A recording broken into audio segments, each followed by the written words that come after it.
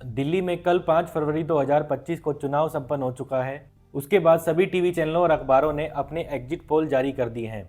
इसी से एक दिन पहले राजस्थान के प्रसिद्ध सट्टा बाजार यानी कि फलौदी के सट्टा बाजार ने अपने अंतिम परिणाम जारी करे थे और बताया था कि दिल्ली विधानसभा चुनाव में इस बार किस पार्टी को कितनी सीटें मिल सकती हैं। तो चलिए आज इस वीडियो में हम जानते हैं कि एग्जिट पोल का जो परिणाम है वो सट्टा बाजार से कितना भिन्न है और एग्जिट पोल के परिणाम क्या कह रहे हैं और सट्टा बाजार के जो अंतिम परिणाम हैं वो क्या कह रहे हैं। सबसे पहले दर्शकों हम एग्जिट पोल से शुरुआत करते हैं। हम 11 अखबारों और न्यूज़ चैनलों के सर्वे आपके लिए लेकर आए हैं। उसी के साथ इन सभी पोल की जो एवरेज आ रही है वो भी इस वीडियो में आपको बताएंगे। सबसे पहले अगर सर्वे की बात की जाए तो वो आ रहा है मैट्रिज की तरफ से और मैट्रिज का सर्वे कह रहा है कि इस बार भाजपा को 35 से 40 सीटें मिल सकती हैं। वहीं अगर आम आदमी पार्टी की बात की जाए तो उनको 32 से 37 सीटें मिलेंगी और कांग्रेस के खाते में 0 से 1 सीट जा सकती है। वहीं अगर दूसरे सर्वे की बात करें तो वो है पीपुल्स इनसाइड की तरफ से और पीपुल इनसाइड के सर्वे में 40 से 44 सीटें बीजेपी के खाते में बताई गई है। वहीं अगर आम आदमी पार्टी की बात की जाए दर्शकों तो 25 से 29 सीटें आम आदमी पार्टी के खाते में बताई गई हैं। वहीं अगर कांग्रेस की बात की जाए तो 0 से 1 सीट है। वहीं अगर तीसरे सर्वे की बात की जाए तो वो आ रहा है जेवीसी पोल्स की तरफ से। उनके अनुसार इस बार भाजपा को 39 से लेकर 45 सीटें दिल्ली विधानसभा चुनाव में मिल सकती हैं। वहीं अगर आम आदमी पार्टी की बात की जाए तो 22 से 31 सीटें उनके खाते में जा सकती हैं। वहीं अगर कांग्रेस की बात की जाए 0 से 2 सीटें उनके खाते में जाने वाली हैं। वहीं अगर दोस्तों चौथे सर्वे की बात की जाए तो चौथा सर्वे आता है पीपल्स प्लस की तरफ से। उनके अनुसार भाजपा के खाते में इस बार 51 से 60 सीटें जा सकती हैं। वहीं अगर आम आदमी की पार्टी की बात की जाए तो 10 से 19 सीटें उन्होंने सिर्फ आम आदमी पार्टी को दी है और कांग्रेस के खाते में एक भी सीट नहीं डाली है। वहीं अगर पांचवें सर्वे की तरफ बढ़े हैं तो वो है पी मार्क्यू का सर्वे और पी मार्क्यू के सर्वे के अनुसार 39 से लेकर 49 सीटें भाजपा के खाते में जाने वाली हैं। 21 से लेकर 31 सीटें आम आदमी पार्टी के खाते में और 0 से 1 सीट कांग्रेस के खाते में जा सकती है। वहीं अगर अगले सर्वे चाणक्य स्ट्रेटजीज की बात करें तो उन्होंने भाजपा के खाते में 39 से लेकर 44 सीटें डाली हैं। वहीं अगर आम आदमी पार्टी की बात की जाए तो 25 से 28 सीटें और कांग्रेस के खाते में 2 से 3 सीट आने का अनुमान जताया है। वहीं अगर अगले सर्वे की बात की जाए तो वो आ रहा है पोल डायरी की तरफ से और पोल डायरी का सर्वे कह रहा है कि भाजपा के खाते में 42 से 50 सीटें जा सकती हैं। वहीं अगर आम आदमी पार्टी की बात की जाए तो 18 से 25 सीटें उनके खाते में जा सकती हैं। वहीं कांग्रेस की बात की जाए तो उनके अनुमान में 0 से 2 सीटें कांग्रेस के खाते में जाते हुई बताया गया है। वहीं अगर अगले सर्वे की तरफ हम बढ़ें तो वो आता है डीवी रिसर्च की तरफ से और डीवी रिसर्च का सर्वे कह रहा है कि 36 से 44 सीटें भाजपा के खाते में जा रही हैं। वहीं अगर आम आदमी पार्टी की बात की जाए तो उनके खाते में 26 से लेकर 34 सीटें बताई हैं और कांग्रेस के खाते में 0 सीट इस सर्वे ने अनुमान जताया है। अगले सर्वे की बात की जाए तो वो आता है वी प्रिसाइड की तरफ से और उनके अनुसार भाजपा के खाते में सिर्फ 18 से 23 सीटें जाते हुए बता रहा है। यानी कि ये एक पहला सर्वे है जो भाजपा की सरकार बनते हुए नहीं बता रहा है। वहीं अगर आम आदमी पार्टी के खाते में बात की जाए तो 46 से 52 सीटें और कांग्रेस के खाते में 0 से 1 सीटें जाते हुए ये सर्वे बता रहा है।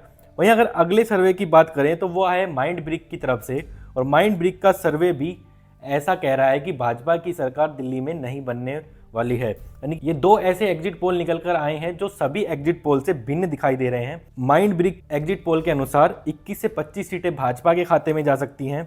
वहीं अगर आम आदमी पार्टी की बात की जाए दर्शकों तो 44 से लेकर 49 सीटें उनके खाते में जाते हुए इस एग्जिट पोल ने अनुमान जताया है। वहीं अगर कांग्रेस की बात करें तो 0 से 1 सीट इन्होंने बताई है। वहीं अगर हम अंतिम एग्जिट पोल की तरफ बढ़ें तो SAS की तरफ से आ रहा है और उनके अनुसार भाजपा को 38 से 41 सीटें मिल सकती हैं। आम आदमी पार्टी की बात की जाए तो 27 से 30 सीटें और कांग्रेस के खाते में 1 से 3 सीट जा सकती है। तो दर्शकों ये थे 11 ऐसे सर्वे जो विभिन्न चैनलों और अखबारों के द्वारा किए गए हैं। इसी के साथ हम ये जान लेते हैं कि सभी एग्जिट पोल का जो एवरेज आ रहा है वो क्या कह रहा है और दिल्ली में किसकी सरकार बन रही है।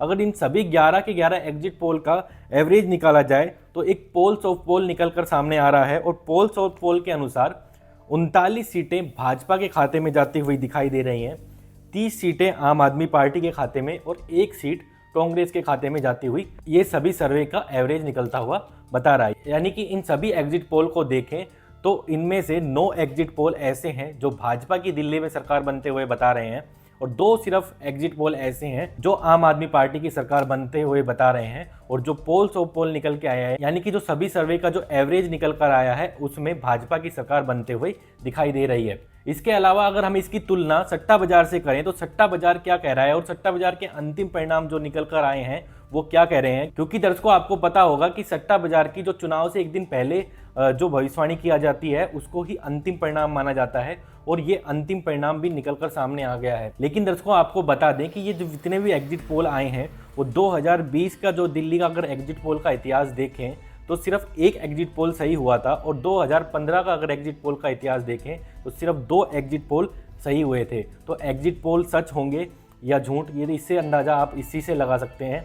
लेकिन अगर हम सट्टा बाजार की तरफ बढ़ें तो सट्टा बाजार क्या कह रहा है और एग्जिट पोल और सट्टा बाजार में क्या अंतर है, आपको बता दें कि दर्शकों इस बार सट्टा बाजार में भी दिल्ली के विधानसभा चुनाव को लेकर काफी असमंजस की स्थिति बनी हुई दिखाई दी। कुछ अनुमान जारी किए थे और जो अंतिम परिणाम निकल कर आए वो बेहद ही भिन्न दिखाई दे रहे हैं।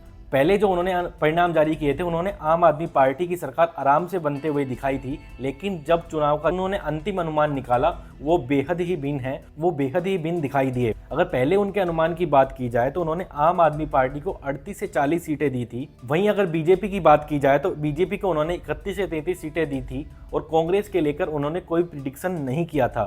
लेकिन जो अंतिम परिणाम निकल कर आए उसमें उन्होंने आम आदमी पार्टी को 34 से 36 सीटें दे दी, बीजेपी को भी 34 से 36 सीटें दे दी, और कांग्रेस के खाते में 0 से 1 सीट दी।